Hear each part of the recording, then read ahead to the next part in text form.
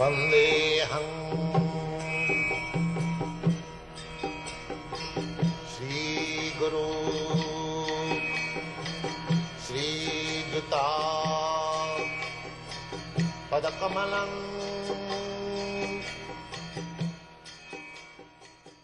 Deuxième chapitre. Le Seigneur qui réside dans le cœur.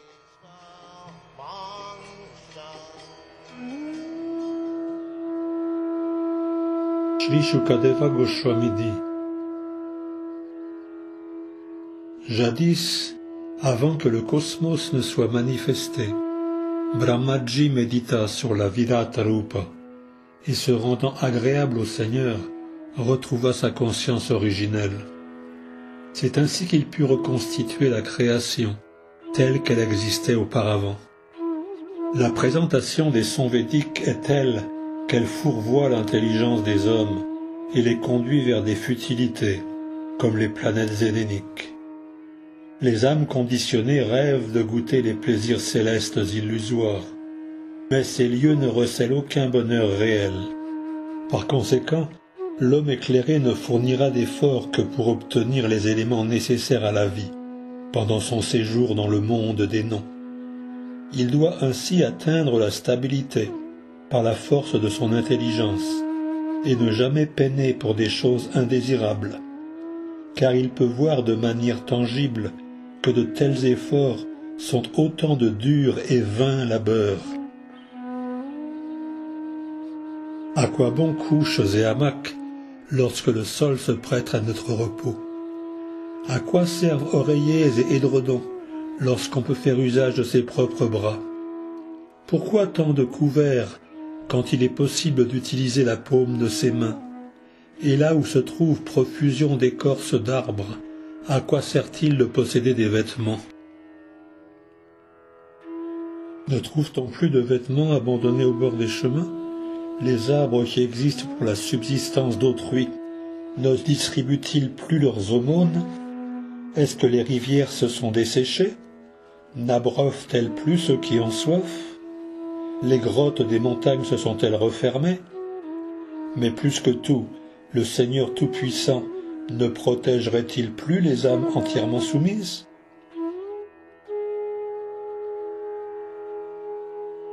Pourquoi les sages iraient-ils donc flatter ceux que grisent les richesses obtenues au prix de durs labeurs? Ainsi établi, il faut servir l'âme suprême, sise dans le cœur, par l'effet de son omnipotence. Parce qu'elle est Dieu, le Tout-Puissant, éternel et sans limite, elle représente le but de l'existence. L'adorer supprime la cause même du conditionnement des êtres vivants. Qui d'autre que les matérialistes grossiers pourrait négliger ses pensées spirituelles et se vouer aux seuls noms éphémères, même après avoir vu la masse des hommes emportés par la rivière de la souffrance à cause de l'accumulation des fruits de leurs propres actions? Mais il en est d'autres qui voient en eux-mêmes le Seigneur suprême au niveau du cœur, et grand seulement de 20 centimètres. Il a 4 bras et tient le lotus, la roue, la conque et la masse. Sa bouche rayonne de bonheur, et ses yeux s'épanouissent comme les pétales d'un lotus. Sa tunique ornée de pierres précieuses a emprunté le jaune safran de la fleur du kadamba. Toutes ses parures sont en or incrustées de joyaux, et il porte des boucles d'oreilles et une couronne étincelante. Ses pieds pareils au lotus reposent sur les pétales du cœur, également semblables à un lotus des grands yogis. Sur sa poitrine, la pierre Kaustuba, marquée d'un veau aux traits délicats, et sur ses épaules encore d'autres bijoux. Son corps s'orne d'une guirlande de fleurs nouvelles. Une ceinture nouée par sa taille avec goût, et ses doigts s'ornent de bagues serties de joyaux précieux. Les clochettes à ses chevilles, ses bracelets, sa chevelure ondulante au bleu reflet et ointe d'huile, son merveilleux et souriant visage, toute sa personne suscite l'enchantement. Les divertissements magnanimes du Seigneur et le regard lumineux né de son visage souriant révèlent l'étendue de ses bénédictions. Il faut donc s'absorber en cette forme toute spirituelle du Seigneur, aussi longtemps qu'il est possible d'y appliquer son mental par la méditation. La méditation doit porter d'abord sur les pieds pareils au lotus du Seigneur, puis sur ses mollets, puis sur ses cuisses, et s'élever ainsi progressivement, jusqu'à atteindre son visage souriant. Plus on se concentre successivement sur les diverses parties de son corps, et plus l'intelligence se purifie. Tant qu'un bas matérialiste ne s'est pas éveillé au service d'amour que l'on offre au Seigneur suprême, lui dont le regard s'étend sur les mondes matériels et spirituels, il doit porter sa méditation sur la forme universelle du Seigneur et la garder présente à l'esprit, au terme de ses devoirs prescrits. Ô roi, lorsque le yogi désire quitter cette planète, celle des humains, il ne doit pas se soucier du moment ou de l'endroit approprié, mais plutôt s'asseoir confortablement, sans être perturbé, et, domptant l'air vital, maîtriser les sens par le mental. Le yogi doit ensuite unir son mental à sa propre personne, par la force de son intelligence pure, pour s'unir enfin à l'âme suprême. C'est ainsi que l'être connaissant une paix parfaite s'établit au plus haut niveau du bonheur. Il cesse dès lors toute autre activité. Dans cette condition spirituelle, l'abdopashanti, le temps dévastateur n'exerce plus sa suprématie. Lui qui assujettit même les dévas, ces êtres célestes investis du pouvoir de dominer les créatures de ce monde. On n'y trouve aucune trace non plus de la vertu, de la passion ou de l'ignorance matérielle, du faux ego, de l'océan causal matériel ou de la nature matérielle proprement dite. Les spiritualistes cherchent à éviter toute forme d'athéisme, car ils connaissent la destination suprême, où tout est lié au Seigneur Vishnu. Ainsi, un pur bhakta en harmonie absolue avec le Seigneur n'est source d'aucune confusion. Il adore plutôt à chaque instant les pieds pareils au lotus du Seigneur, les prenant en son cœur. Fort d'un savoir rigoureux, l'on doit s'établir fermement dans la réalisation spirituelle au niveau absolu, pour ainsi étouffer tout désir matériel. Il s'agit alors d'abandonner son enveloppe charnelle, en obstruant l'orifice destiné au passage de l'air et à travers duquel s'échappent les matières fécales, à l'aide du talon, puis en élevant le souffle vital d'un point à l'autre, à travers les 6 principaux foyers de concentration.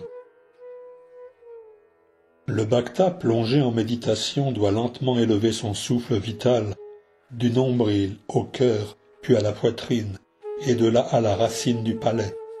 Il doit chercher avec intelligence le point de concentration précis, situé à chacun de ces niveaux. Puis le bhakti yogi doit amener son souffle vital entre les sourcils. Là, obstruant les 7 issues par quoi le souffle pourrait s'échapper, il doit se fixer sur son but, retourner à Dieu en sa demeure originelle. S'il est totalement affranchi de tout désir de jouissance matérielle, il doit alors s'élever jusqu'à l'orifice situé au sommet du crâne et trancher ses attaches matérielles pour rejoindre le suprême. Néanmoins, ô roi, le yogi qui désire encore connaître des plaisirs matériels plus élevés, tels l'élévation à la plus haute planète, Brahmaloka, l'accès aux 8 perfections, la possibilité de voyager dans l'espace aux côtés des Vaihayasas, ou une quelconque position sur l'une ou l'autre des millions de planètes, celui-là devra emporter avec lui ses sens et son mental conditionnés par la matière. Les spiritualistes se préoccupent du corps spirituel et la puissance que leur confère leur pratique dévotionnelle, leurs austérités, leur pouvoir surnaturel et leur savoir absolu leur permet de se déplacer sans restriction aucune, à l'intérieur comme à l'extérieur des univers matériels. Jamais ceux qui s'attachent aux fruits de leurs actes, les matérialistes grossiers, ne peuvent connaître une telle liberté de mouvement.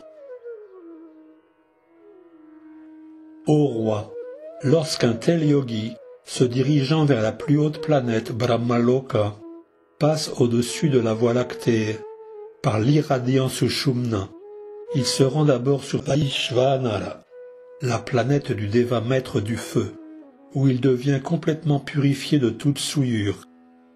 Puis il s'élève plus encore, jusqu'au cercle Shishumara, pour y rencontrer le Seigneur suprême, Shri Hari. Ce cercle Shishumara forme le pivot, l'axe autour duquel tourne l'univers entier, et on le dit représenter le nombril de Vishnu, Garbhodakashai Vishnu. Seul le parfait yogi peut aller au-delà de cette région et atteindre la planète où des sages purifiés, tels Bhrigu, jouissent d'une durée d'existence de 4,3 milliards d'années solaires. Même les saints, établis au niveau spirituel, vénèrent cette planète, Maharloka. Au moment de la dévastation finale de l'univers entier, à la fin de la vie de Brahma, un jet de feu émane de la bouche d'Ananta, du fond de l'univers. Le yogi voit alors toutes les planètes réduites en cendres, et sur un de ces aéronefs qu'utilisent les âmes pures, il se rend sur Satyaloka, où la longévité est de 15,480 milliards d'années solaires. Sur cette planète, Satyaloka, n'existe ni affliction, ni vieillesse, ni mort. La souffrance, quelle qu'elle soit, y est inconnue, et par suite on n'y connaît aucune anxiété. Sauf que parfois, dû à la conscience, jaillit un sentiment de compassion à l'égard de ceux qui ignorent la voie du service de dévotion, et qui ainsi restent assujettis aux souffrances irrémédiables qui caractérisent l'existence en ce monde matériel. Après avoir atteint Satyaloka, le bhakta est particulièrement apte à s'intégrer dans le corps subtil et sans crainte aucune, en une forme similaire à celle du corps grossier. Il obtient ainsi successivement des formes de terre, d'eau, de feu, de lumière irradiante et d'air, jusqu'à atteindre le niveau éthérique. Le bhakta s'élève ainsi au-dessus des objets subtils liés aux divers sens, comme le parfum pour l'odorat, le palais pour le goût, les formes pour la vue, les sensations du toucher pour le tact, les vibrations sonores pour l'identification à l'éther ou à l'ouïe, et les activités matérielles pour les organes des sens. Perçant les gangues grossières et subtiles qui le couvrent, il passe au niveau de l'ego matériel, et là neutralise les influences matérielles, en faisant se fondre l'une dans l'autre la passion et l'ignorance. Il parvient ainsi au stade de la vertu.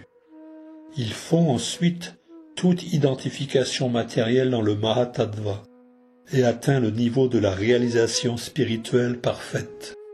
Seule l'âme purifiée de toute souillure matérielle peut atteindre la perfection, de vivre en la compagnie de la personne suprême une existence de félicité et de joie parfaite, et retrouver ainsi son état originel.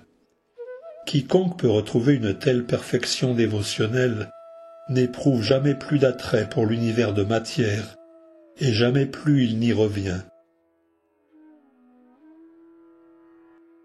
Ô Parikshit Maharaj, sache que tout ce que j'ai expliqué en réponse aux questions pertinentes de ta Majesté s'accorde en tout point à l'enseignement des Védas et représente la vérité éternelle.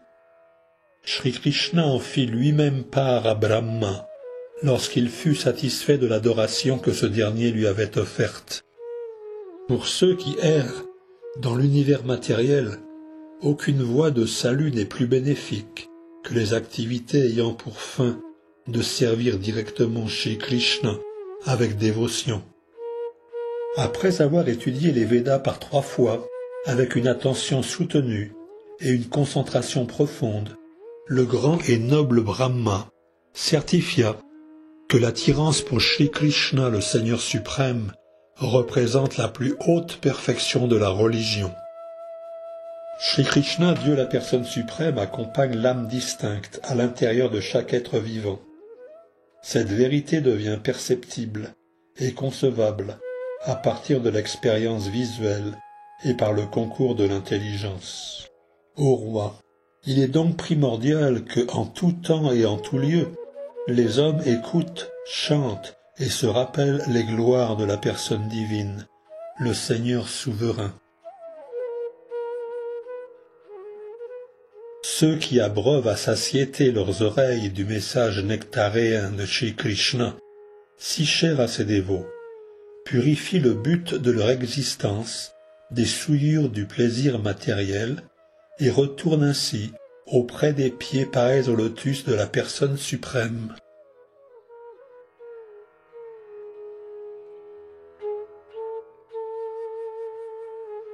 Ainsi s'achève le 2e chapitre du 2e chant du Srimad Bhagavatam, intitulé « Le Seigneur qui réside dans le cœur ».